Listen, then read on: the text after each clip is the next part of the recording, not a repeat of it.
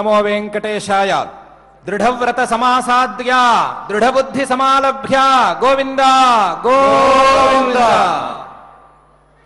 हे विश्वमाये त्रिगुणालिकाये वैराग्य निर्द्वेषयुतैर्विहेये परात्मतो ये ननुगाहनीये दृढ़व्रतस्त्वां समतीत्यचाये। పరమాత్మను నన్ను ఇద్దరిని కూడా ఆవరించి ఉన్నటువంటి ఓ విశ్వమాయ, నీవు త్రిగుణాత్మకమైనటువంటి మూల ప్రకృతి స్వరూపిణివి అని నేను తెలుసుకున్నాను. నీవు ఇచ్ఛాద్వేష సముత్తమైనటువంటి ద్వంద్వమోహాలు ఎవరికి ఉన్నాయో వారిని నీ అదుపులో ఉంచుకుంటావు. ఇచ్ఛాద్వేషాలు లేనటువంటి రాగద్వేషాలు లేనటువంటి మహానుభావులని నీవు ఏమీ చేయలేవు. వారిని నిన్ను విడిచిపెట్టి వెళ్ళగలిగిన సామర్థ్యాన్ని కలిగి ఉంటారు. దృఢవ్రతాన్ని కలిగి ఉండి దృఢమైన సంకల్పాన్ని కలిగి ఉండి పరమాత్మను సేవించేందుకు కావలసినటువంటి సామగ్రిని సంపాదించుకున్నటువంటి వారందరూ కూడా నిన్ను దాటి వెళ్ళి ఆ పరమాత్మ అనేటువంటి ఆనంద సాగరంలో మునుగుతూ ఉంటారు. నేను కూడా అటువంటి దృఢమైన సంకల్పాన్ని కలిగి ఉండి నిన్ను దాటేందుకు ప్రయత్నం చేస్తాను. ఆ పరమాత్మ అనే పరమానంద సాగరంలో మునగటానికి ప్రయత్నం చేస్తాను అని విశ్వమాయను సంబోధించుకుంటూ అటువంటి ప్రయత్నానికి సహకరించమని అఖిలాండకోటి బ్రహ్మాండ నాయకుడు దేవదేవుడు శ్రీ వెంకటేశ్వర స్వామి వారిని ప్రార్థించుకుంటూ ఈరోజు మనం శ్రీమద్ భగవద్గీత గ్రంథం యొక్క అధ్యయన కార్యక్రమాన్ని ప్రారంభించుకుందాం. ప్రారంభంలో ఆచార్యుల వారితో కలిసి ప్రార్థనా శ్లోకాలను సంకల్పవాక్యాలను చదువుకుందాం. ఈ కార్యక్రమానికి మంగళాచరణాన్ని చేసుకుందాం. ఓం నమో వెంకటేశాయ. శ్రీ గురు ప్రార్థనా. గురుర్బ్రహ్మా గురుర్విష్ణుః గురుర్దేవో మహేశ్వరః గురుః సాక్షాత్ పరం బ్రహ్మ తస్మై శ్రీ గురవే నమః. శ్రీనివాస ప్రార్థనా. సానుస్థాపిత తార్క్ష్యాయ తార్క్ష్యాచల నివాసినే మాయాగూఢ విమానాయ గరుడస్కంధవాసినే. అథ సంకల్పః శ్రీమద్ ఆదివరాహ క్షేత్రే విరాజమానస్య అఖిలాండకోటి బ్రహ్మాండ నాయకస్య శ్రీ పద్మావతీ జానేః భగవతః శ్రీ వెంకటేశ్వర స్వామినః దివ్య సన్నిధౌ భగవతః శ్రీకృష్ణ పరమాత్మనః అనుగ్రహేణ అస్మాకం సర్వేషాం శారీరస్య మానసస్య చ బలస్య సిద్ధ్యర్థం సమస్తానాం అసాధ్య వ్యాధీనాం నివారణార్థం సర్వయజ్ఞ ఫలప్రాప్త్యర్థం సర్వాసాం సంపదాం ప్రాప్త్యర్థం విద్యార్థినాం బుద్ధిశక్తి వృద్ధి ద్వారా పరీక్షాసు ఉత్తీర్ణత సిద్ధ్యర్థం అధికారిణాం స్వస్వవిధి నిర్వహణ కౌశల సిద్ధ్యర్థం సమస్త పాపక్షయార్థం శ్రీ పరమేశ్వర ప్రీత్యర్థం యథాశక్తి శ్రీమద్ భగవద్గీతాయాః సప్తమాధ్యాయాంతర్గత శ్లోకపారాయణం కరిష్యామహే. శ్రీగీతా ప్రార్థనా. సర్వోపనిషదో గావో దోగ్ధా గోపాలనందనః పార్థో వత్సః సుధీర్భోక్తా దుగ్ధం గీతామృతం మహత్. శ్రీకృష్ణ ప్రార్థనా. శ్రీవత్సాంకం మహోరస్కం వనమాలా విరాజితం శంఖచక్రధరం దేవం కృష్ణం వందే జగద్గురుం. శ్రీవేదవ్యాస ప్రార్థనా. కృష్ణద్వైపాయనం వ్యాసం సర్వలోకహితే రతం వేదాబ్జ భాస్కరం వందే శమాదినిలయం మునిం. శ్రీ గురుభ్యో నమః. ఇచ్ఛాద్వేష సముత్థేన ద్వంద్వమోహేన భారత సర్వభూతాని సమ్మోహం సర్గే యాంతి పరంతప అనే శ్లోకంలో పరమాత్మ ఈ ప్రపంచంలో ఉండేటువంటి జీవులందరూ, ప్రపంచంలో ఉండే ప్రాణులు కూడాను, ప్రపంచంలో పుట్టిన ప్రతి పదార్థం మీద, ప్రతి వస్తువు మీద ఇచ్ఛను గాని, కోరికను గాని, లేకపోతే ద్వేషాన్ని గాని కలిగి ఉంటున్నారు. ఆ ఇచ్ఛా ద్వేషాల వలన, ఆ రాగద్వేషాల వలన వారికే తెలియకుండా వారికి ఆయా వస్తువుల మీద సమ్మోహం పెరిగిపోతోంది, ఆ వస్తువుల మీద వ్యామోహం పెరుగుతోంది. ఆ వ్యామోహం పెరిగిపోవటం వలన ఆ వస్తువులలో కూరుకుపోతూ ఉన్నారు ఈ మానవులు.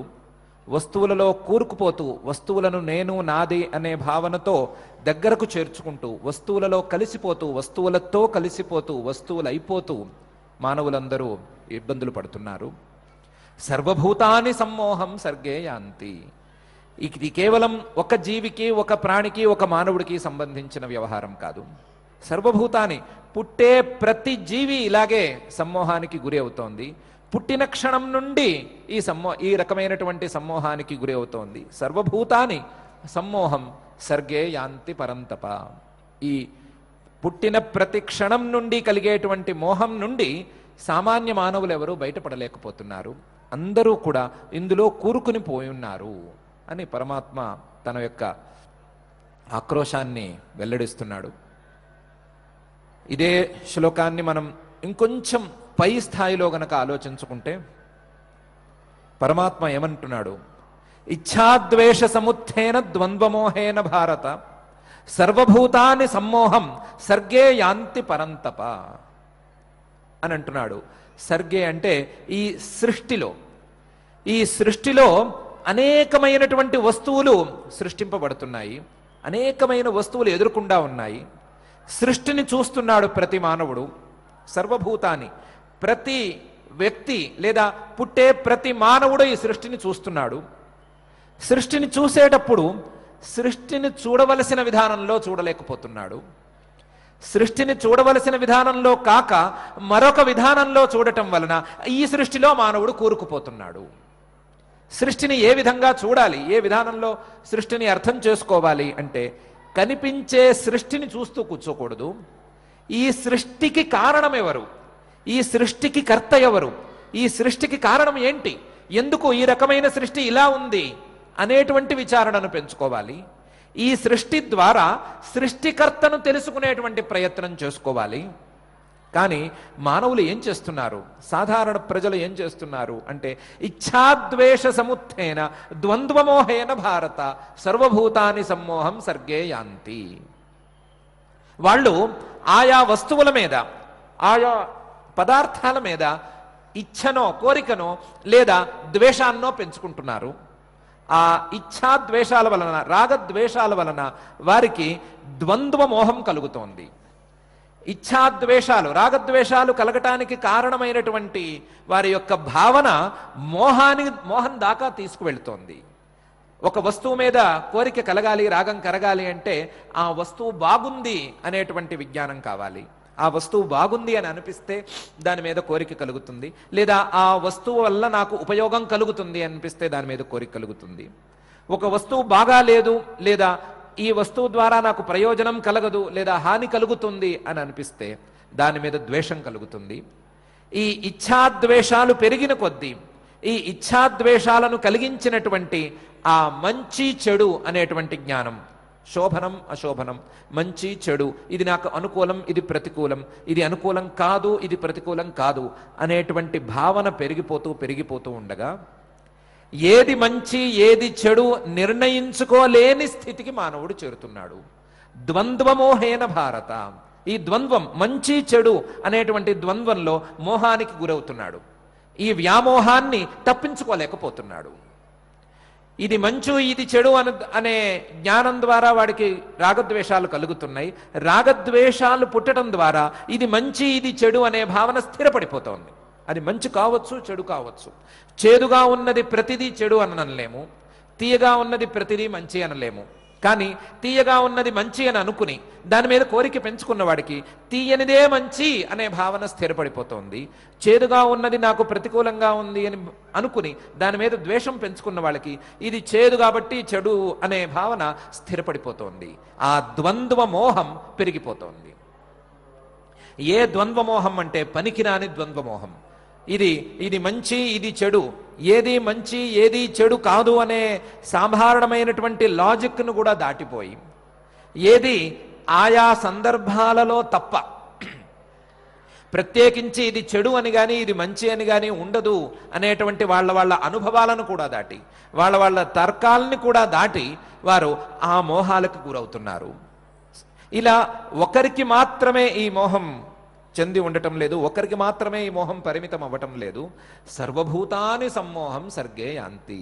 సృష్టిని చూడవలసిన విధానంలో కాక మరొక విధానంలో చూడటం వలన ప్రతి ప్రాణి ప్రతి మానవుడు వ్యామోహానికి గురి అయి తీరుతున్నాడు.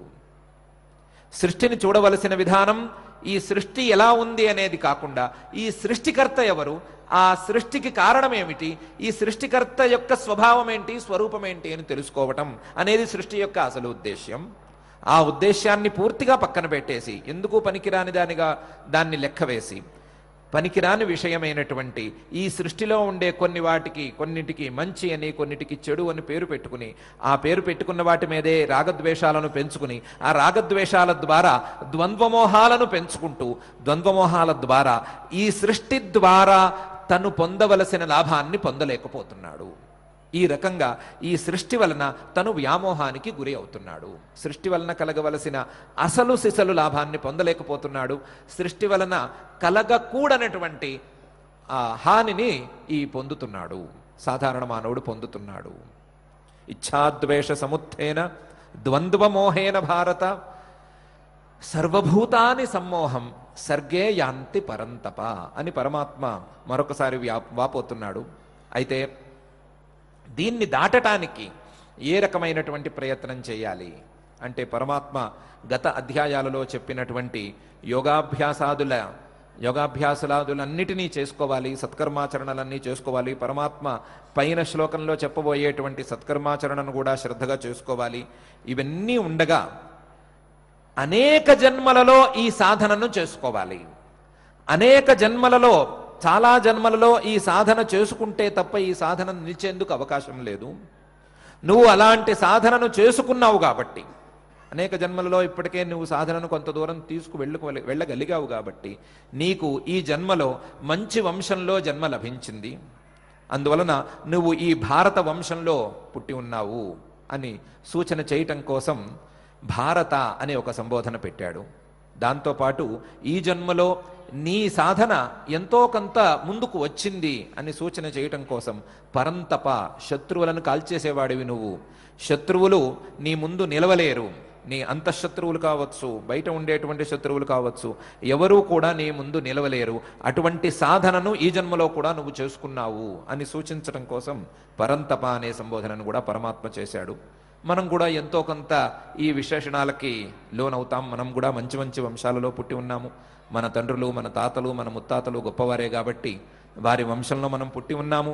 అంతేకాకుండా కనీస ప్రయత్నం చేస్తున్న వాళ్ళం కాబట్టి పరంతప అనే దానికి పూర్తిగా కాకపోయినా ఏదో మన లెక్కలో ఒక 0.1% అయినా మనం ఆ సంబోధనకు గురి అవుతామని మనం కూడా అనుకోవచ్చు. అనేక జన్మలలో చేసుకున్నటువంటి సాధనలు ఫలించాలి. ఈ జన్మలో సాధన చేసుకుంటూ ఉండాలి. అలాంటి వాళ్ళకి మాత్రమే ఈ సమ్మోహం కొంచెమైనా దూరంగా ఉంటుంది, కానీ ఇతరులకు మాత్రం ఈ సమ్మోహం తప్పదు. ఈ సమ్మోహాన్ని దాటి వెళ్ళటం అనేది సాధారణ మానవులకు సాధ్యమయ్యే పని కాదు అని పరమాత్మ ఈ శ్లోకంలో ప్రత్యేకించి అంటున్నాడు. అందులోనూ సాధారణ సందర్భాలలో కూడా, అసాధారణ సందర్భాలు ఏమీ అక్కర్లేదు, సాధారణమైనటువంటి సందర్భాలలో కూడా సాధారణమైనటువంటి వివేకం పని చేయాలన్నా కూడా, సాధారణమైనటువంటి విజ్ఞానం కామన్ సెన్స్ పని చేయాలన్నా కూడా ఈ రాగద్వేషాలు అనేవి చాలా ప్రతిబంధకాలు. రాగద్వేషాలు గనక సమ్మోహం దాకా తీసుకువెళ్లే మాట అయితే, రాగద్వేషాలు వ్యామోహానికి గురి చేసే మాట అయితే, రాగద్వేషాలు వ్యామోహానికి గురి చేసేంత స్థాయిలో గనక ఉన్నట్లయితే సాధారణమైన నిర్ణయాలను కూడా సాధారణ మానవులు కానీ అసాధారణ మానవులు కానీ తీసుకోలేరు. అందులోనూ చాలా ఏకాగ్రతతో సాధించవలసినటువంటి పరమాత్మ విజ్ఞానం విషయంలో, చాలా ఏకాగ్రతతో అర్థం చేసుకోవలసినటువంటి ఈ సృష్టి యొక్క విషయంలోనూ ఇలాంటి రాగద్వేషాల వలన వచ్చేటువంటి ఈ ద్వంద్వమోహం, శీతోష్ణాది ద్వంద్వమోహం సామాన్యమైన అడ్డంకి కాదు.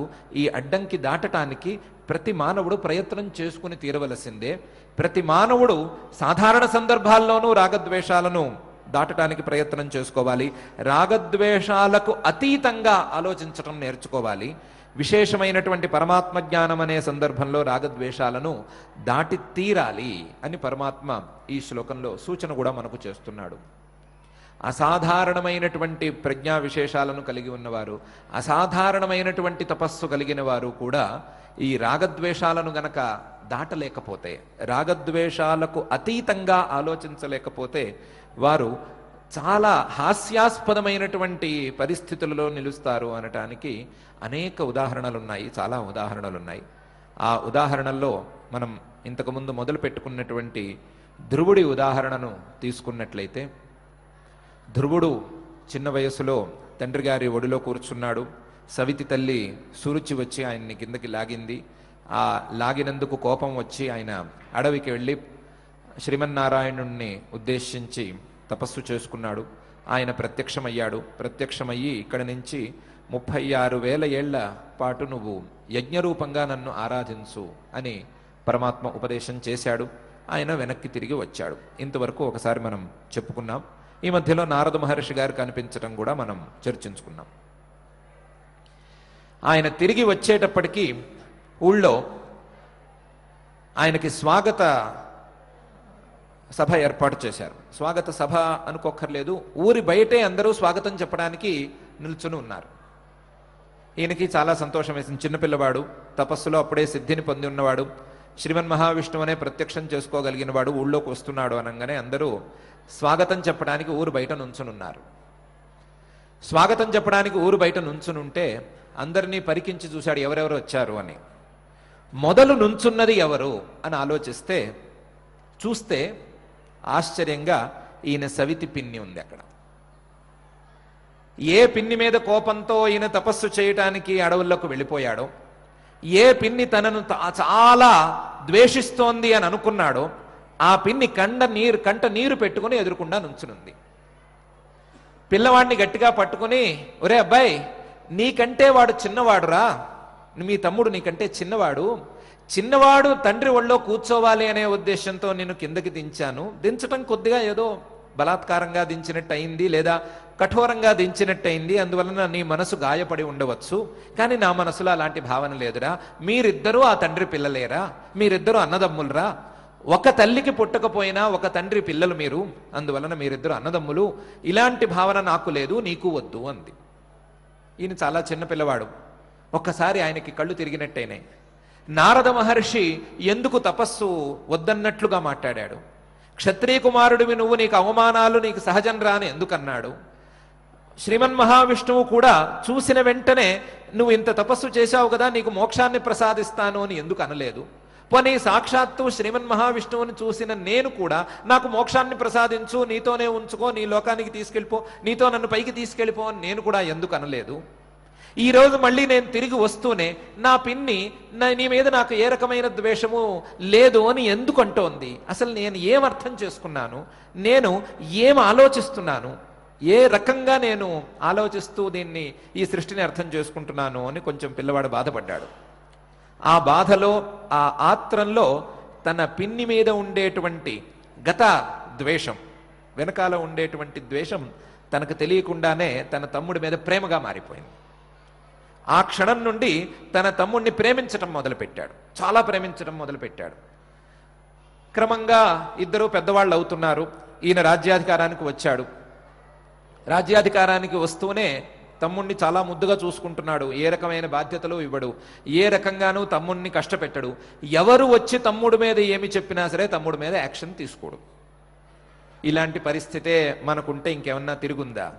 అన్నగారు రాజ్యాధికారంలో ఉన్నారు, తమ్ముడు గారి మీద కంప్లైంట్లు చెప్తే తమ్ముడు గారిని ఏమీ అనడు, వాళ్ళనే కంప్లైంట్లు తెచ్చిన వాళ్ళనే ఏదో అంటాడు తప్ప తమ్ముడు గారిని పల్లెత్తు మాట అనడు. రాజా సపోర్ట్ ఉంది, రాజుగారి సపోర్ట్ ఉంది, ఇంకా చేయవలసిందే ఉంది. ఇష్టం వచ్చినట్టు చేస్తున్నాడు తమ్ముడు గారు, ఇష్టం వచ్చినట్టు సంచరిస్తున్నాడు. అందరూ వచ్చి చెప్తూనే ఉన్నారు, మీ తమ్ముడు గారు అలా చేశారండి, ఇలా చేశారండి అని. ఈయనేమీ చలించటం లేదు. తమ్ముడు గారి మీద ప్రేమను అలాగే పెంచుకుంటూ పోతున్నాడు. తను చేసిన తప్పును దిద్దుకుంటున్నానని అనుకుంటున్నాడు. తను చేసిన తప్పు ఒకసారి సవితి తల్లిని ద్వేషించటం. ఆ ద్వేషించటం అనే తప్పు మరొకసారి చేయకూడదు అంటే దానికి విరుద్ధంగా ప్రేమను పెంచుకుంటూ పోవాలి అని అనుకుంటున్నాడు. తమ్ముడి మీద ప్రేమను పెంచుకుంటున్నాడు. ఆ ప్రేమలో తమ్ముడు అడ్డదారులు తొక్కుతున్నా సరే పట్టించుకోవటం లేదు, వదిలేశాడు. ఈ తమ్ముడు గారు అన్నగారు ఎలాగూ పట్టించుకోవట్లేదు కదా అని రకరకాల వ్యవహారాలు చేశాడు. చేసి చివరికి ఒక యక్షులతో విరోధం పెట్టుకున్నాడు. ఒక యక్షుడితో విరోధం పెట్టుకున్నాడు. ఏదో వ్యవహారం, వేరే వ్యవహారం, యక్షుడితో విరోధం వచ్చింది. ఆ విరోధంలో కొంతమంది యక్షులకి ఈయనకి యుద్ధం జరిగింది. ఆ యుద్ధంలో ఈ తమ్ముడు గారు మరణించేశారు. ఆ యక్షులతో జరిగిన యుద్ధంలో తమ్ముడు గారు నిలవలేకపోయారు. ఇది అన్నగారికి తెలిసింది. అన్నగారికి ఇష్యూ కూడా తెలిసింది. ఎందుకు యుద్ధం వచ్చింది, ఎందుకు ఇంత దాకా వచ్చింది, ఎందుకు యుద్ధం జరిగింది, యుద్ధంలో తమ్ముడు ఎందుకు మరణించాడు, ఇవన్నీ కూడా అన్నగారికి తెలిసినా సరే అన్నగారికి కోపం వచ్చింది. ఏమని కోపం వచ్చింది? నా తమ్ముణ్ణే యక్షులు సంహరిస్తారా? నా తమ్ముడిని తెలిసి ఉండి కూడా యక్షులు ధైర్యంగా వచ్చి వాడితో యుద్ధం చేయటమే కాకుండా వాణ్ణి సంహరించేదాకా వెళ్ళిపోయారా? అసలు యక్షుల సంగతి మనం చూసేద్దాం, ఈ యక్షులనే వాళ్ళు లోకంలో ఉండకుండా చేద్దాం అని చెప్పి ఆయన ఉత్తర దిక్కుకు బయలుదేరాడు. ఉత్తర దిక్కుకు బయలుదేరి వెళ్ళి ఏకంగా అలకాపురి, కుబేరుడు ఉండేటువంటి పట్టణం, ఆ అలకాపురినే ముట్టడించి యక్షులతో యుద్ధం చేస్తున్నాడు. కుబేరుడు అతి సాత్వికమైనటువంటి తపస్సు చేసుకున్నటువంటి మహానుభావుడు. కేవలం ధనాధిపతి అనే దృష్టితో మనం చూసుకోకూడదు. అతి సాత్వికమైనటువంటి వాడు. అలాంటి సాధకుడు మరొకడు ఉండడు అని చెప్పుకోవచ్చు. అట్లాంటి ఉత్తమోత్తమైనటువంటి సాధకుడు కుబేరుడు. ఆయన వచ్చింది మహావిష్ణు భక్తుడు అని అర్థం చేసుకుంటూనే ఉన్నాడు. అన్యాయంగా వచ్చాడు అనే సంగతి కూడా అర్థం చేసుకున్నాడు. అన్యాయంగా వచ్చానని వచ్చిన వాడికే తెలుసు అని కూడా ఈయన అర్థం చేసుకున్న రాజ్య రక్షణ అనేది తప్పేది కాదు ఆయనకు కూడాను. అందువలన యుద్ధం అయితే చేస్తున్నాడు. ఏ క్షణాన యుద్ధం మానేద్దాం, కుదిరితే ఏ క్షణానైనా సరే యుద్ధం మానేద్దాం అని అనుకుంటున్నాడు. ఈ ధ్రువుడు గారు మాత్రం తమ్ముడు మరణించాడనే కోపంతో యుద్ధాన్ని చాలా తీవ్రంగా చేస్తున్నాడు. యక్షజాతి మిగలకూడదు, నా తమ్ముణ్ణి సంహరించిన యక్షజాతి ఈ లోకంలో ఉండకూడదు అని ప్రత్యేకించి ఒక రకమైన కసితో యుద్ధం చేస్తున్నాడు. దొరికిన ప్రతి యక్షుణ్ణి సంహరిస్తున్నాడు.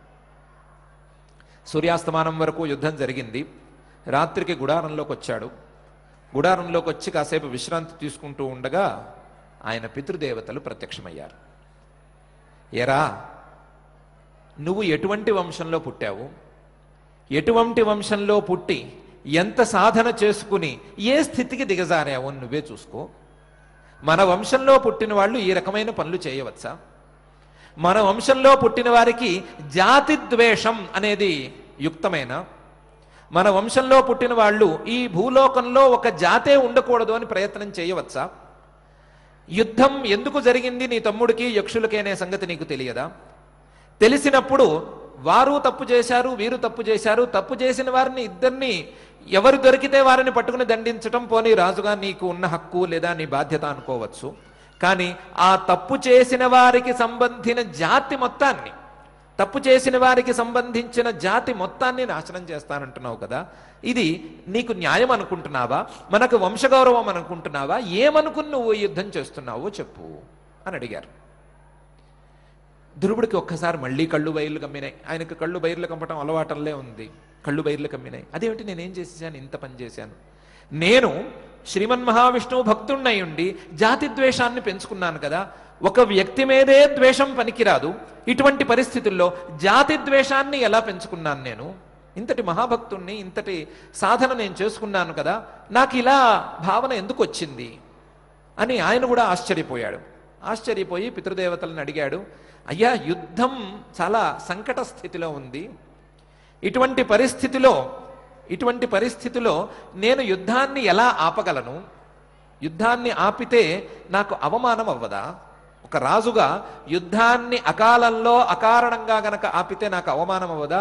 కనీసం యుద్ధం ప్రారంభించటం తప్పు అనుకున్నా అకాలంలో యుద్ధం ఆపటం అనే తప్పు చేయకుండా ఉండాలి కదా నేను అని అడిగాడు. అడిగితే పితృదేవతలు అన్నారు, నీ మొహంలా ఉంది, నీకంటే కుబేరుడు పై చేయిలో ఉన్నాడు ప్రస్తుతం. కుబేరుడు యక్షులకు రాజు. యక్షులకు నీ దగ్గర కంటే కూడా ఎక్కువ శక్తులున్నాయి. వారు పై చేయిలో ఉన్నారు. కానీ నువ్వు ఒక్క క్షణం మనసులో సంకల్పించి చూడు, కుబేరుడు నీ ఎదురుకుండా నుంచుని యుద్ధాన్ని ఆపమని చెప్పి తీరుతాడు. నీకంటే యుద్ధంలో పై చేయిలో ఉన్నవాడైనా సరే, యుద్ధం గెలిచే అవకాశంలో ఉన్నవాడైనా సరే, కుబేరుడు యుద్ధాన్ని ఆపటానికి సిద్ధంగా ఉంటాడు. నువ్వు చూసుకో ఒకసారి. యుద్ధాన్ని అకాలంలో ఆపటం అనేది ఉండదురా, యుద్ధం ఆపటమే ప్రధానం. అకారణంగా మొదలైనటువంటి యుద్ధం అకాలంలోనైనా సరే ఆగి తీరవలసిందే. అందులోనూ జాతిని నాశనం చేయటానికి మొదలైన యుద్ధం ఆగి తీరవలసిందే. ఒకసారి కుబేరుణ్ణి స్మరించి చూడు అన్నారు. ఈయన కుబేరుణ్ణి స్మరించాడు. స్మరించిన వెంటనే కుబేరుడు ఆ క్షణాన ప్రత్యక్షమయ్యి, తమ్ముడు, మనిద్దరం ఒకే దేవత యొక్క భక్తులము, ఒకే పరమాత్మ యొక్క భక్తులం మనిద్దరము. అందువలన మనిద్దరికీ ఈ రకమైన ద్వేషం పనికిరాదు, ఈ రకమైన యుద్ధం పనికిరాదు. మీ తమ్ముడు తప్పు చేశాడా లేదా మా యక్షులు తప్పు చేశారా అనే విచారణ మనకొద్దు. ఇలా పరస్పరం జనహాని ప్రాణహాని కలిగేటువంటి యుద్ధాలు మనకు వద్దు. ఈ యుద్ధాన్ని మనం ఇక్కడితో విరమిద్దాం. నీకు జరిగిన నష్టానికి పరిహారాన్ని నేను ఇస్తాను, నువ్వు తీసుకుని జాగ్రత్తగా నీ రాజ్యానికి వెళ్ళిపో అన్నాడు. ఈయనకి మరింత ఆశ్చర్యం కలిగింది. ఆశ్చర్యం కలిగి ఆలోచించడం మొదలుపెట్టాడు. ఒకటి, వ్యావహారికంగా లేదా సాధనాపరంగా నాకంటే కుబేరుడు ఎంత ఎత్తులో ఉన్నాడు అనేది విషయం. కుబేరుడు నాకంటే చాలా ఎత్తులో ఉన్నవాడు, నాకంటే ముందే తపస్సిద్ధిని పొంది ఉన్నవాడు, ఒక దిక్కుకే అధిపతిగా నియమింపబడ్డవాడు, యుద్ధంలో పైచేయిలో ఉన్నవాడు, తను గెలిచే అవకాశంలో ఉన్నవాడు కూడా వచ్చి స్మరించిన వెంటనే వచ్చి జాగ్రత్తగా తమ్ముడు మనిద్దరికీ యుద్ధం ఎందుకు అంటున్నాడు. నేను ఈ క్షణాన యుద్ధం మానేస్తాను, నీకే నష్టపరిహారం ఇస్తాను అంటున్నాడు. నేను యుద్ధానికి రాగా నష్టం కుబేరుడికి జరగగా ఆయన నాకు నష్టపరిహారం ఇస్తానంటున్నాడు. ఇది ఆయన గొప్పతనం. రెండవది, అసలు జీవితంలో నేనేమేం చేశాను, ఎవరెవరి మీద ప్రేమతో ఎవరెవరి మీద ద్వేషంతో నేను ఏమేం పనులు చేశాను. చిన్నప్పుడా పిన్ని మీద ద్వేషంతో తపస్సు చేశాను. ఆ ద్వేషం కాస్త తమ్ముడు మీద ప్రేమగా మారిన వెంటనే తమ్ముడు ఏం చేసినా సరే సహించే స్థితికి వచ్చాను. ఆ తమ్ముడు ప్రాణాల మీదకు తెచ్చుకున్న తరువాత, ఆ తమ్ముడు నెత్తికి వేసుకున్న తరువాత, దోషాలన్నీ నెత్తికి వేసుకున్న తరువాత, అతను పోయిన తరువాత అతని మీద ప్రేమ కాస్త ద్వేషంగా మారగా, యక్షుల మీద ద్వేషంగా మారగా, యక్షుల్ని పూర్తిగా నాశనం చేయడానికి అని యుద్ధానికి వచ్చాను. నా ద్వేషం ప్రేమగా మారిపోతోంది, ప్రేమ మళ్ళీ ద్వేషంగా మారిపోతోంది. అయితే ఈసారి ఏం జరుగుతోందంటే వ్యక్తులు మారిపోతున్నారు. చిన్నప్పుడు పిన్ని మీద ఉండే ద్వేషం క్రమంగా మారి తమ్ముడి మీద ప్రేమగా మారింది. తమ్ముడి మీద ఉండేటువంటి ప్రేమ రాగం క్రమంగా మారి ఏదో ఒక గందరగోళానికి గురి అవ్వగా యక్షుల మీద ద్వేషంగా మారింది. నేను కేవలం ఈ రాగము ద్వేషము ఈ రెండిటి మధ్య కొట్లాడుతున్నాను, ఈ రెండిటి మధ్య కొట్టుమిట్లాడుతున్నాడు. అందుకనే ఆ రోజు నారద మహర్షి గారు, ఎందుకురా అబ్బాయి నీకు ఇవన్నీ అన్నాడు. పరమాత్మ కూడా నువ్వు నాతో వచ్చాయని తీసుకువెళ్ళలేదు, కొన్ని రోజుల పాటు నువ్వు ఇంకా సాధన చేయవలసి ఉంది అని సూచన చేశాడు. నేను ఆ సూచనను సరిగ్గా అర్థం చేసుకోక ఈ రకంగా ప్రవర్తిస్తున్నాను. కాబట్టి ఈ రోజు నుంచి నాకు రాగద్వేషాలు ఉండకూడదు. ఇటువంటి ప్రయత్నం నేను చేసుకోవాలే తప్ప ఇతర ప్రయత్నాల వలన నాకు ఏ విధమైన ఉపయోగము లేదు. జరగవలసిందేదో జరుగుతూనే ఉన్నది, జరగవలసిందేదో జరుగుతూనే ఉన్నది. నాకంటే పైవారితోనో లేదా నాకంటే బలం ఉన్న వాళ్ళతోనో యుద్ధం చేయకూడదు అని కాదు ఇక్కడ విషయం. కేవలం నా యొక్క రాగద్వేషాలకు నేను లోను కాకూడదు, నా రాగద్వేషాలను అనుసరించే నేను పనులు చేసుకుంటూ పోకూడదు. అందులోనూ నాలాంటి సాధకుడికి ఇది యుక్తమైన పని కాదు ఆయన నిర్ణయించుకున్నాడు. నిర్ణయించుకుని తర్వాత రాగద్వేషాలకు అతీతంగా కుబేరుడిలాగా ఇతర ఉత్తమ సాధకులలాగా రాగద్వేషాలకు అతీతంగా సాధన చేయటం ఎలా అని ప్రయత్నం చేసుకుని ఆయన మరింత సిద్ధిని పొంది చివరకు పరమాత్మ చెప్పినటువంటి ధ్రువమండలానికి చేరి ఆ ధ్రువమండలంలో ఆయన జీవన్ముక్తుడై ఆయన విదేహ కైవల్యం పొందటానికి సిద్ధంగా ఉన్నాడు. ఇది ధ్రువుడు లాంటి అత్యున్నత స్థాయి సాధకుడికి చెందిన వ్యవహారం. అత్యున్నత స్థాయి సాధకుడు. 5-6 ఏళ్ల పిల్లవాడికి తపస్సు చేయాలి అని సంకల్పం కలిగింది అంటే అతను ఎన్ని జన్మలుగా సాధన చేసుకుని, ఎన్ని జన్మలుగా తన సంస్కారాలను పెంచుకుని మంచి మార్గంలో నడవటానికి ఈ జన్మను పొందాడు అని చెప్పనక్కర్లేదు. ధ్రువుడు అనేటువంటి ఆ పిల్లవాడికో ఆ రాజుగారికో పై జన్మ అయితే లేనే లేదు. ధ్రువుడుకున్నంత ఆయుస్సు మనకు తెలిసినటువంటి సామాన్యులకు కూడా లేనే లేదు. ధ్రువుడుకున్నటువంటి కీర్తి ఇతర సాధారణ మానవులకు కానీ మరొకరికి కానీ లేనే లేదు. ఇన్ని విశేషాలున్నప్పటికీ, సాక్షాత్తు శ్రీమన్ మహావిష్ణువుని సాక్షాత్కరింపజేసుకునేటువంటి స్థాయి తపస్సు ఉన్నప్పటికీ, ఎంత ఉన్నప్పటికీ, పితృదేవతల అనుగ్రహం ఉన్నప్పటికీ, యజ్ఞరూపంగా పరమాత్మను ఆరాధించగలిగి ఉన్నప్పటికీ రాగద్వేషాలకు లోను కావటం వలన అనవసరమైనటువంటి యుద్ధాలను చేసి చివరికి ఏదో ఆయన చేసుకున్నటువంటి సాధన పరిపాకమో లేదా ఆయన చేసుకున్నటువంటి పుణ్య ఫలమో పితృదేవతల్లాంటి వారు వచ్చి ఉపదేశం చేశారు కాబట్టి గట్టెక్కాడు అనే స్థితే తప్ప, ఈ ఉపదేశం జరగకపోయినా మరొక విధంగా జరిగి ఉన్నా ఆయన ఏ స్థితికి ఏ గతికి లోనయ్యేవాడు అని మనం తేల్చుకోలేము, చెప్పుకొని కూడా లేము. ఇది అత్యున్నత స్థాయి సాధకులకు చెందినటువంటి వ్యవహారం. అత్యున్నత స్థాయి సాధకులే ఇలాంటి గతులకు లోనైతే, అత్యున్నత స్థాయి సాధకులే రాగద్వేషాలకు లోనైనప్పుడు చాలా ఇబ్బందులకు గురయ్యే పరిస్థితి ఉంటే, వారి సాధన స్థాయి కంటే కనీసం 1 ఇంచైనా కిందకి దిగజారే ప్రమాదమే ఉంటే, మనలాంటి సాధారణ స్థాయి మానవులకు, సాధారణ స్థాయి సాధకులకు ఏ రకమైన గతి ఉండవచ్చు అనేది చాలా పెద్ద విషయం. అందుకనే పరమాత్మ ఇలాంటి పరిస్థితి ఉండకూడదు. కేవలం ఇచ్ఛాద్వేషాలతో, రాగద్వేషాలతోనే ప్రతి పని చేద్దామని ఎవరు అనుకోకూడదు. రాగద్వేషాలతో సాధించేది ఏమీ లేదు. రాగద్వేషాలతో వచ్చేది కేవలం ద్వంద్వ సమ్మోహం మాత్రమే, వ్యామోహం మాత్రమే రాగద్వేషాలతో కలుగుతుంది తప్ప ఏ సందర్భంలో ఏ పని చేయాలి, ఏ సందర్భంలో ఏ నిర్ణయం తీసుకోవాలి అనే విషయంలో ఈ రాగద్వేషాలతో ఆలోచించే వారికి మిగిలేది వ్యామోహమే తప్ప మరొకటి ఏమీ మిగలదు. అందువలన రాగద్వేషాలను తగ్గించుకునే ప్రయత్నం ప్రతి మానవుడు చేయాలి. ప్రతి మానవుడు ఆ ప్రయత్నం చేసుకోలేకపోతే సర్వభూతాని సమ్మోహం సర్గే యాంతి పరంతప, వారి జన్మను కేవలం రాగద్వేషాలకు అంకితం ఇచ్చుకున్నట్టు అవుతుంది. వారు తమకు లభించినటువంటి అవకాశాలన్నిటినీ కూడా ఈ ద్వంద్వ సమ్మోహానికి అంకితం ఇచ్చుకున్నట్టు అవుతుందే తప్ప వారు జన్మ సార్థకతను పొందలేరు అని పరమాత్మ స్పష్టంగా చెప్పటం కోసం ఇచ్ఛాద్వేష సముత్థేన ద్వంద్వమోహేన భారత సర్వభూతాని సమ్మోహం సర్గే యాంతి పరంతప అని ప్రత్యేకించిన ఉపదేశం మరొకసారి చేశాడు. ఈ ఉపదేశాన్ని, ఈ రకమైనటువంటి ఉపదేశాన్ని, రాగద్వేషాలకు అతీతంగా వ్యవహరించమనేటువంటి ఉపదేశాన్ని పరమాత్మ చేస్తూనే ఉన్నాడు. ఎన్నిసార్లు చేసినా సరే ఈ రాగద్వేషాలు చేసేటువంటి, రాగద్వేషాల వలన కలిగేటువంటి అనర్థాన్ని తప్పించటం సామాన్యమైన విషయం కాదు. ఆ రాగద్వేషాలను దాటి వెళ్ళటానికి ప్రయత్నం చేసి తీరవలసిందే అనే విషయం మళ్ళీ నొక్కి చెప్పటం కోసం పరమాత్మ ఈ సందర్భంలో కూడా ఈ శ్లోకాన్ని వాడుకుంటున్నాడు. అయితే ఈ రాగద్వేషాలే గనక సహజమైతే, రాగద్వేషాలే గనక మనసులో స్థిరమైపోయి ఉంటే, ఆ రాగద్వేషాల వలన సమ్మోహం కూడా బలంగా స్థిరపడిపోయి ఉంటే, ఎప్పటికీ ఆ సమ్మోహంతో కళ్ళు మూసుకుపోయి ఉంటే, ఎప్పటికీ ఆ సమ్మోహంతో వస్తువులనే చూడటమే తప్ప వస్తువులలో దాగి ఉన్నటువంటి పరమాత్మను, వస్తువులకు పరమ మూల కారణమైనటువంటి పరమాత్మను చూసేటువంటి సామర్థ్యమే లేకపోతే, ఆ సామర్థ్యం ఎవరికీ లేకపోతే, సర్వభూతాని సమ్మోహం సర్గేయాంతి పరంతప అని అందరూ అదే విధంగా ఉంటే ఇంకా ఉపదేశాలే ఎందుకు? అందరూ అలాగే ఉంటారు కదా. ఇచ్ఛా రాగద్వేషాల సహజం, ఎన్నో జన్మలుగా తెచ్చుకున్నటువంటి రాగద్వేషాలు, ఈ రాగద్వేషాల మోహాన్ని తీసుకొచ్చి తీరుతున్నాయి. మోహం కూడా బలంగా దృఢంగా ఉంది మనస్సుల్లోనూ. ఈ రాగద్వేషాలు, ఈ సమ్మోహం ఇవన్నీ ఇంత బలంగా ఉండగా ఉపదేశాలు ఎందుకు, శాస్త్రాలు ఎందుకు, పరమాత్మే దిగి వచ్చి ఉపదేశం చేయటం ఎందుకు, వేదాలు ఎందుకు, వేదోక్త కర్మలు ఎందుకు, సత్కర్మాచరణలు ఎందుకు, శమదమాదులు ఎందుకు, మరిన్ని సాధనాలు ఎందుకు అనే ప్రశ్న వస్తుందేమో. అట్లా కాదు. ఈ రాగద్వేషాలను, ఈ సమ్మోహాన్ని దాటగలిగేటువంటి స్థితి అయితే ఉంది, దాటగలిగిన అవకాశం ఉంది.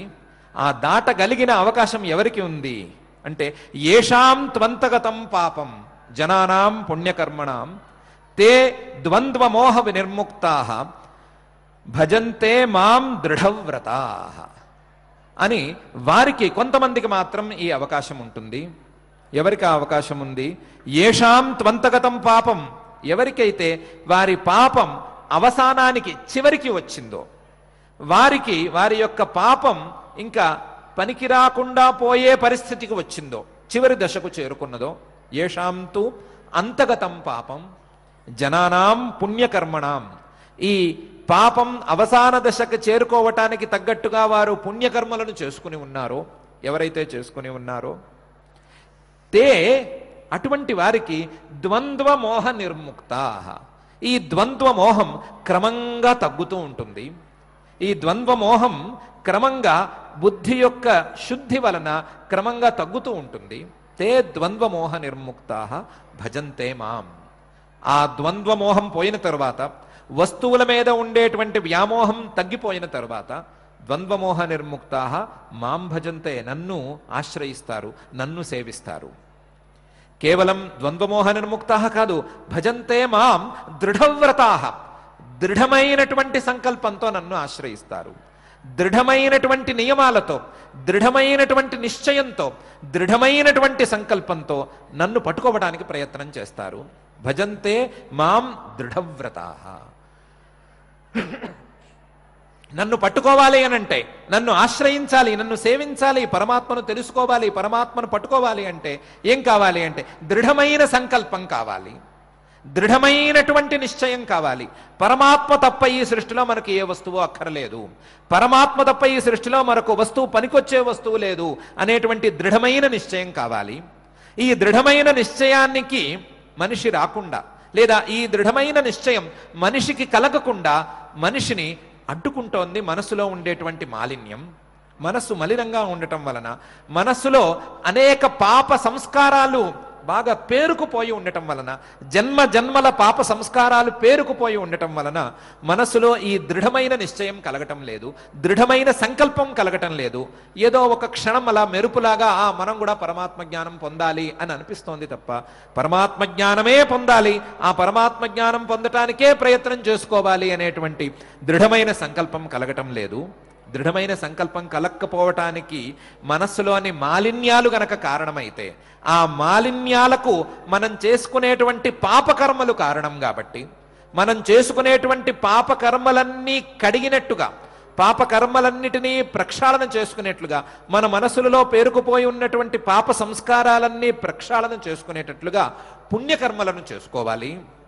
అలా ఏషాం త్వంతగతం పాపం జనానాం పుణ్యకర్మణాం, ఎవరైతే ఆ పాపాలను పోగొట్టుకునేందుకు, ఆయా కోరికలతో కాదు, పాపాలను పోగొట్టుకునేందుకు పుణ్యకర్మలను ఆచరించుకుంటూ ఉంటారో, పుణ్యకర్మలను బాగా చేసుకుని సత్కర్మాచరణ ద్వారా మనసులో ఉండేటువంటి పాపాలను, పాప సంస్కారాలను, పాప సంకల్పాలను వీటన్నిటినీ పోగొట్టుకుంటూ ఉంటారో, కడుక్కుంటూ ఉంటారో, అటువంటి వారికి తే ద్వంద్వమోహ నిర్ముక్తా, క్రమంగా మనసులో శుద్ధత్వం పెరగటం వలన, మనసులో పరిశుద్ధి పెరగటం వలన ఈ ద్వంద్వమోహం క్రమంగా తగ్గుతూ ఉంటుంది.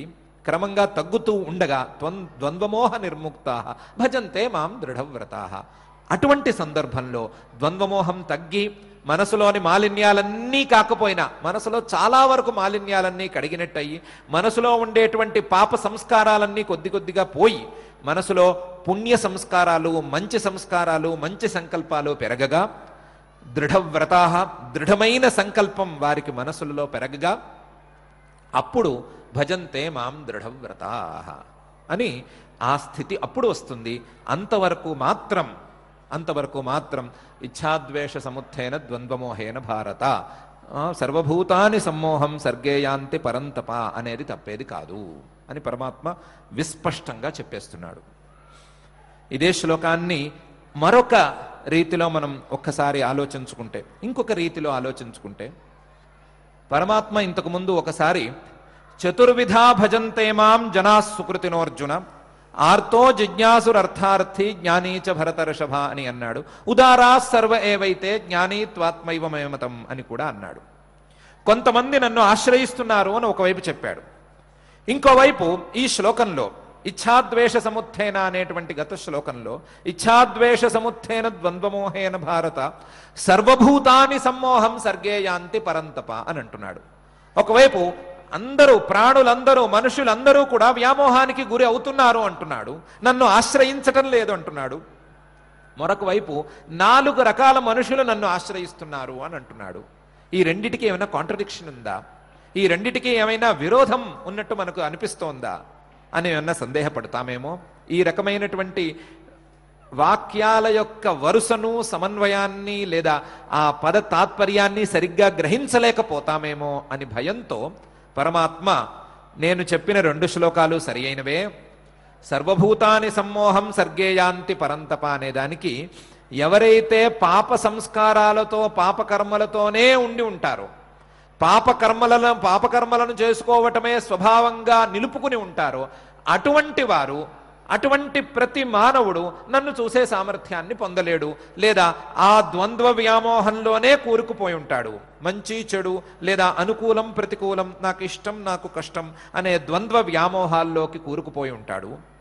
ఎవరైతే ఈ ద్వంద్వ వ్యామోహాన్ని దాటటానికి ప్రయత్నం ప్రారంభించుకుంటారో, ఆ ప్రయత్నాన్ని సత్కర్మాచరణతో ప్రారంభించుకుంటారు. సత్కర్మాచరణతో మనసులో ఉండేటువంటి పాప సంస్కారాలన్నిటినీ కడుక్కుంటారు. ఆ సత్కర్మాచరణ ద్వారా వారి మనస్సులలో ఉండేటువంటి పాపాలన్నీ, పాపకర్మలు, పాప సంస్కారాలు, పాప ఫలితాలు ఇవన్నీ కూడా చివరకు చేరుకోగా, వారి పాప సంస్కారాలు ఎక్కువ పని చేయని పరిస్థితి రాగా వారి మనసులలో ఉండేటువంటి ద్వంద్వ సమ్మోహం కొద్దిగా తగ్గుతుంది. తగ్గిన తరువాత వారికి స్థిర నిశ్చయం కలుగుతుంది. ఆ స్థిర నిశ్చయం కలిగిన తర్వాత నన్ను ఆశ్రయిస్తారు. నన్ను ఆశ్రయించటం రకరకాలుగా ఆశ్రయిస్తారే తప్ప ఆ ఆశ్రయించటానికి కారణంగా మాత్రం వారిలో ఆ ద్వంద్వ సమ్మోహం ఎంతో కొంత తగ్గవలసిందే. ద్వంద్వ సమ్మోహం తగ్గాలి అంటే వారి మనసులలో పాప సంస్కారాలు తగ్గవలసిందే. పాప సంస్కారాలు తగ్గాలి అంటే సత్కర్మాచరణ చేసుకోవలసిందే. కాబట్టి సత్కర్మాచరణతో ప్రారంభం చేసుకున్నటువంటి సాధకులు తప్పకుండా నన్ను చేరటానికి సామర్థ్యాన్ని పొంది తీరతారు అని పరమాత్మ 2 వాక్యాలకు ఉండేటువంటి విరోధాభాసాన్ని కూడా ఈ శ్లోకంలో తీసేస్తున్నాడు. అదే సమయంలో ఒక రకమైన హామీ ఇస్తున్నాడు, మరొక రకంగా హెచ్చరిక చేస్తున్నాడు. హామీ సత్కర్మాచరణ చేసుకున్న వారికి, నిష్కామంగా సత్కర్మాచరణ చేసుకున్న వారికి క్రమంగా పరమాత్మ జ్ఞానం వరకు ఉండేటువంటి ఫలితాలన్నీ తప్పకుండా వస్తాయి అనేది హామీ. హెచ్చరిక అలా గనక చేయకపోతే, అలా గనక పాప సంస్కారాలను పెంచుకుంటూ పోతే, మనస్సులో మాలిన్యాలను పెంచుకోవటమే తెలివి అని అనుకుంటే, మనసులో మాలిన్యాలను పేరుకునేటట్టుగా చేసుకుంటూ పోతే అది రాగద్వేషాల ద్వారా వ్యామోహానికి, వ్యామోహం ద్వారా ఎంతో కొంత వినాశానికి దారితీస్తుందే తప్ప మీకు ఏ రకమైనటువంటి లాభానికి అది దారితీయదు అని హెచ్చరిక కూడా చేస్తున్నాడు. మనం పరమాత్మ ఇచ్చిన హామీని తీసుకుందాం, పరమాత్మ చేస్తున్న హెచ్చరికని భయంగా కూడా మనం కొంచెం లోపలికి తీసుకుందాం. ఆ హెచ్చరికను, ఆ హామీని, పరమాత్మ ఇచ్చినటువంటి హామీని మనం పూర్తిగా అర్థం చేసుకుందాం. అర్థం చేసుకుని పరమాత్మ చెప్పినట్టుగా ఏషాం త్వంతగతం పాపం జనానాం పుణ్యకర్మణాం తే ద్వంద్వమోహ నిర్ముక్తాః భజంతే మాం దృఢవ్రతాః అనే శ్లోకానికి మనం కూడా ఎంతో కొంత అర్థ ప్రయత్నం చేసుకుందాం. ఆ ప్రయత్నంలో సహకరించవలసిందిగా ఆ అఖిలాండకోటి బ్రహ్మాండ నాయకుడు శ్రీ వెంకటేశ్వర స్వామి వారిని మనసారా ప్రార్థించుకుందాం. ఆ ప్రార్థనతో ఈరోజు పారాయణ కార్యక్రమాన్ని ప్రారంభించుకుందాం. అథ శ్రీమద్భగవద్గీతాసు ఉపనిషత్సు బ్రహ్మవిద్యాయాం యోగశాస్త్రే శ్రీకృష్ణార్జున సంవాదే జ్ఞాన విజ్ఞాన యోగో నామ సప్తమోऽధ్యాయః శ్రీభగవానువాచ మయ్యాసక్తమనాః పార్థ యోగం యుంజన్మదాశ్రయః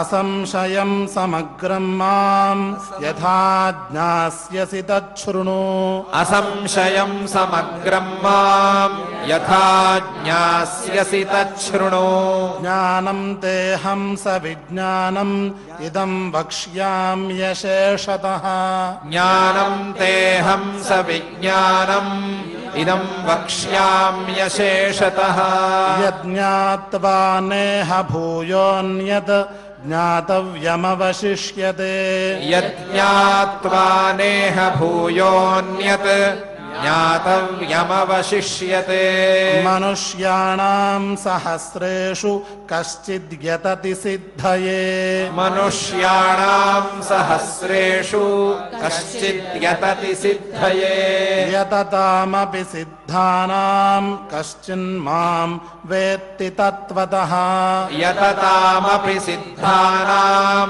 कश्चिन्मां वेत्ति तत्त्वतः भूमिरापो नलो वायुः खं मनो बुद्धिरेव च भूमिरापो नलो वायुः खं मनो बुद्धिरेव च अहङ्कार इतीयं मे भिन्ना प्रकृतिरष्टधा अहङ्कार इतीयं मे भिन्ना प्रकृतिरष्टधा अपरेयमितस्त्वन्यां प्रकृतिं विद्धि मे पराम् अपरेयमितस्त्वन्यां प्रकृतिं विद्धि मे पराम् जीवभूतां महाबाहो ययेदं धार्यते जगत् जीवभूतां महाबाहो ययेदं धार्यते जगत् एतद्योनीनि भूतानि सर्वाणीत्युपधारय एतद्योनीनि भूतानि सर्वाणीत्युपधारय अहं कृत्स्नस्य जगतः प्रभवः प्रलयस्तथा अहं कृत्स्नस्य जगतः प्रभवः प्रलयस्तथा मत्तः परतरं नान्यत् किञ्चिदस्ति धनञ्जय मत्तः परतरं नान्यत् किञ्चिदस्ति धनञ्जय मयि सर्वमिदं प्रोतं सूत्रे मणिगणा इव मयि सर्वमिदं प्रोतं सूत्रे मणिगणा इव रसोऽहमप्सु कौन्तेय प्रभास्मि शशिसूर्ययोः रसोऽहमप्सु कौन्तेय प्रभास्मि शशिसूर्ययोः प्रणवः सर्ववेदेषु शब्दः खे पौरुषं नृषु प्रणवः सर्ववेदेषु शब्दः खे पौरुषं नृषु पुण्यो गन्धः पृथिव्यां च तेजश्चास्मि विभावसौ पुण्यो गन्धः पृथिव्यां च तेजश्चास्मि विभावसौ जीवनं सर्वभूतेषु तपश्चास्मि तपस्विषु जीवनं सर्वभूतेषु तपश्चास्मि तपस्विषु बीजं मां सर्वभूतानां विद्धि पार्थ सनातनम् बीजं मां सर्वभूतानां विद्धि पार्थ सनातनम् बुद्धिर्बुद्धिमतामस्मि तेजस्तेजस्विनामहम् बुद्धिर्बुद्धिमतामस्मि तेजस्तेजस्विनामहम् बलं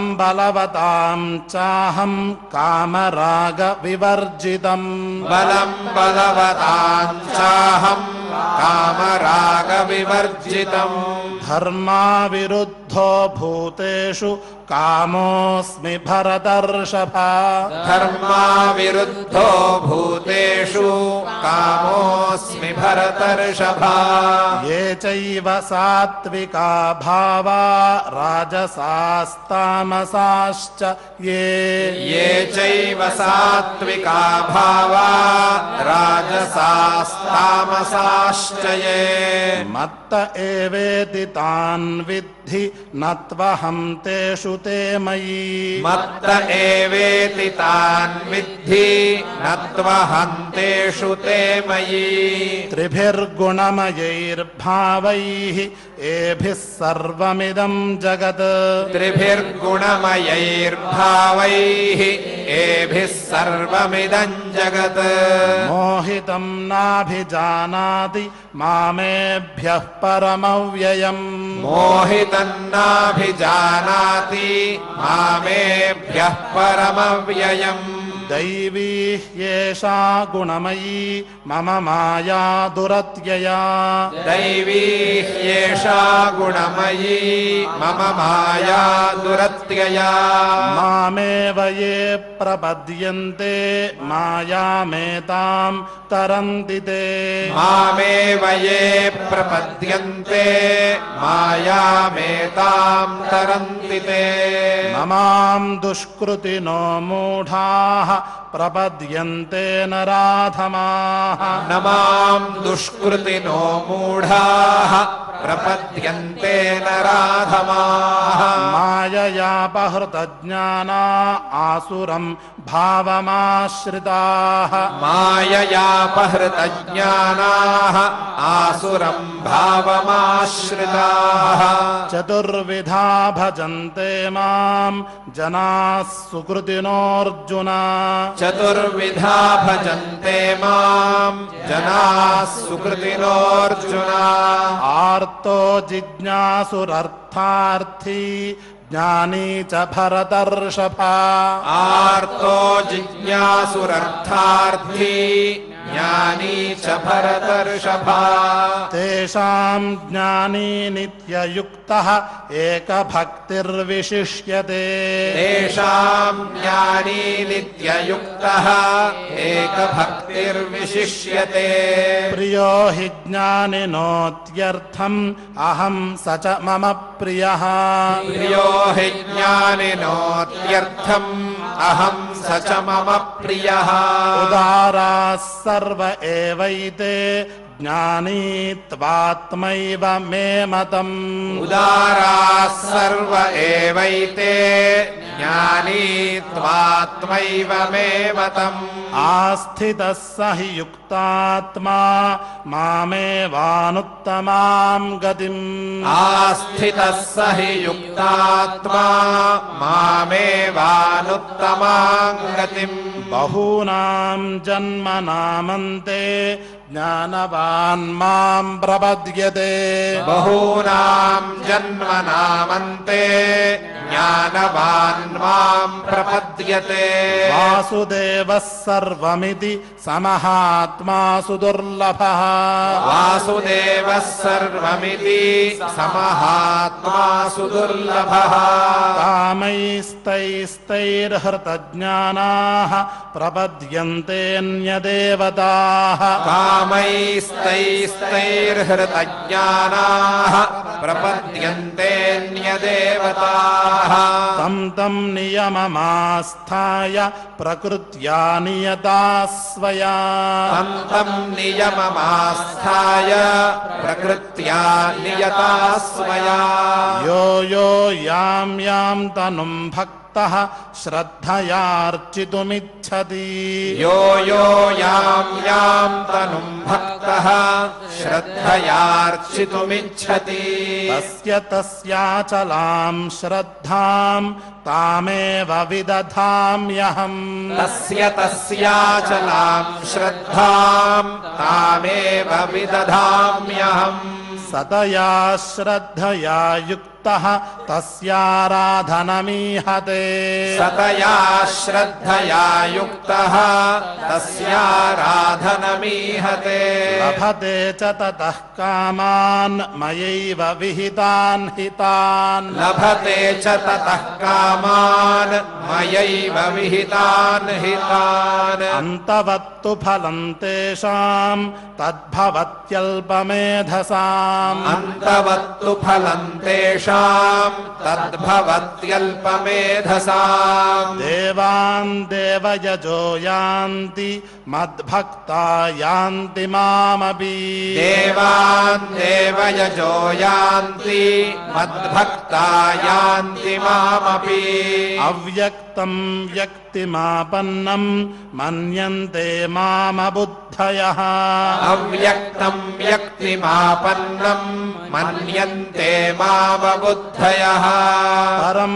भावमजानन्तो ममाव्ययमनुत्तमम् परं भावमजानन्तो ममाव्ययमनुत्तमम् नाहं प्रकाशः सर्वस्य योगमाया समावृतः नाहं प्रकाशः सर्वस्य योगमाया समावृतः मूढोऽयं नाभिजानाति लोको मामजमव्ययम् मूढोऽयं नाभिजानाति लोको मामजमव्ययम् वेदाहं समतीतानि वर्तमानानि चार्जुन वेदाहं समतीतानि वर्तमानानि चार्जुन भविष्यानि च भूतानि मां तु वेद न कश्चन भविष्याणि च भूतानि मां तु वेद न कश्चन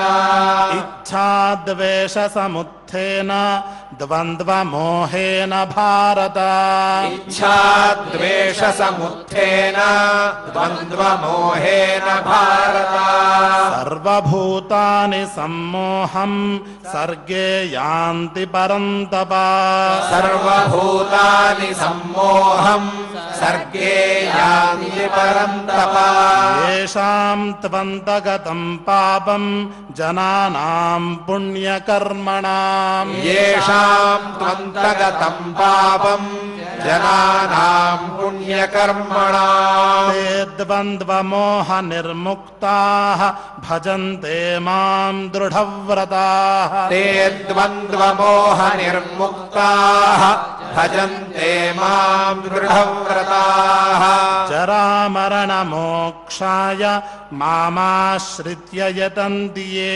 जरामरणमोक्षाय मामाश्रित्य यतन्ति ये ते ब्रह्म तद्विदुः कृत्स्नम् अध्यात्मं कर्म चाखिलम् ते ब्रह्म तद्विदुः कृत्स्नम् अध्यात्मं कर्म चाखिलम् साधिभूताधिदैवं मां साधियज्ञं च ये विदुः साधिभूताधिदैवं मां साधियज्ञं च ये विदुः प्रयाणकालेऽपि च मां ते विदुर्युक्तचेतसः प्रयाणकालेऽपि च मां ते विदुर्युक्तचेतसः इति श्रीमद्भगवद्गीतासु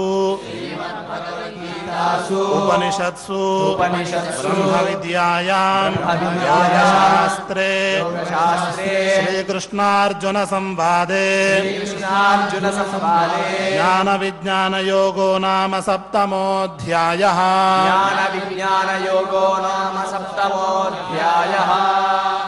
ఇంతవరకు సప్తమాధ్యాయంలో ఉండే 30 శ్లోకాలను చక్కగా పారాయణం చేసుకున్నాం.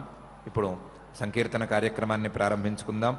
హైదరాబాద్కు చెందినటువంటి శ్రీ నాని శ్రీనివాస శర్మ గారు మరియు బృందం సభ్యులు మనకు మధురాష్టకాన్ని గానం చేసి మనతో కూడా గానం చేయిస్తారు. నామ సంకీర్తనను కూడా చేయిస్తారు. వారికి తిరుమల తిరుపతి దేవస్థానం వారి అన్నమాచార్య ప్రాజెక్టు కళాకారులు సహకారాన్ని అందిస్తారు.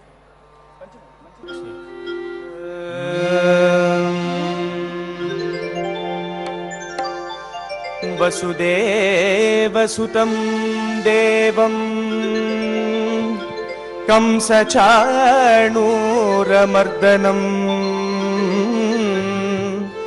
देवकी परमानन्दं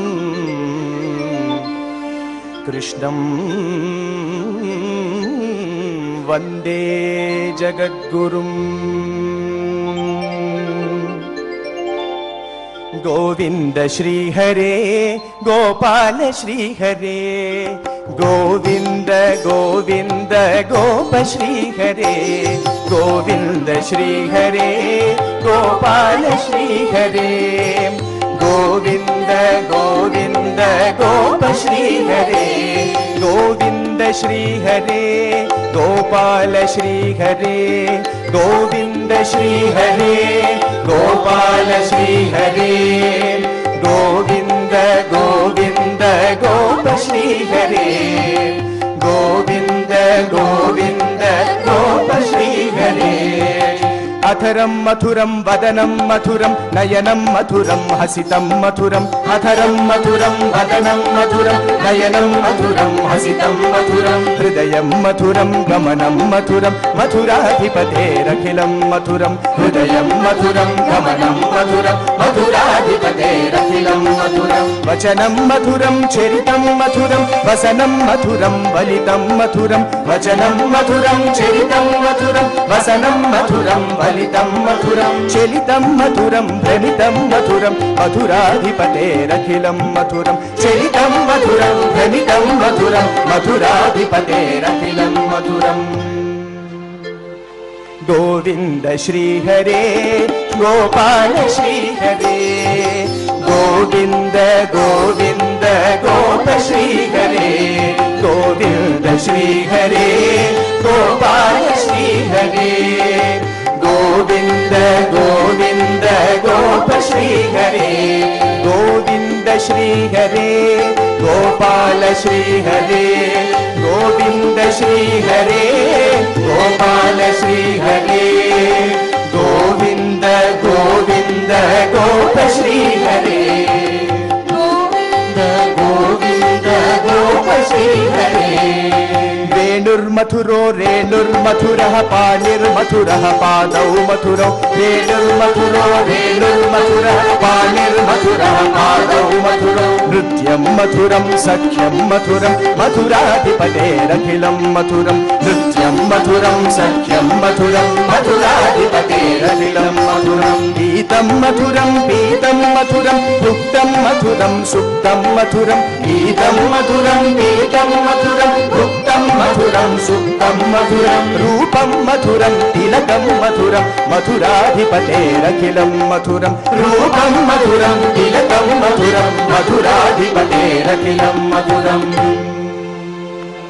गोविन्द श्रीहरे गोपाल श्रीहरे गोविन्द गोविन्द गोप श्रीहरे गोविन्द श्रीहरे गोपाल श्रीहरे गोविन्द गोविन्द गोप श्रीहरे गोविन्द श्रीहरे गोपाल श्रीहरे गोविन्द श्रीहरे गोपाल श्रीहरे गोविन्द गोविन्द गोप श्रीहरे गोविन्द गोविन्द गोप श्रीहरे करणं मधुरं तरणं मधुरं हरणं मधुरं रमणं मधुरं करणं मधुरं तरणं मधुरं हरणं मधुरं रमणं मधुरं पमितं मधुरं शमितं मधुरं मधुराधिपतेरखिलं मधुरं पमितं मधुरं शमितं मधुरं मधुराधिपतेरखिलं मधुरं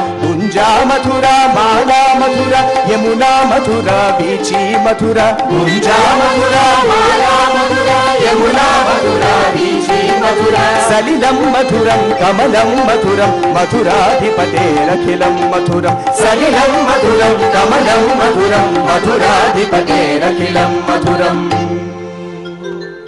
गोविन्द श्रीहरे गोपाल श्रीहरे गोविन्द गोविन्द गोप श्रीहरे गोविन्द श्रीहरे गोपाल श्रीहरे गोविन्द गोविन्द गोप श्रीहरे गोविन्द श्रीहरे गोपाल श्रीहरे गोविन्द श्रीहरे गोपाल श्रीहरे गोविन्द गोविन्द गोप श्रीहरे गोविन्द गोविन्द गोप श्रीहरे गोपी मधुर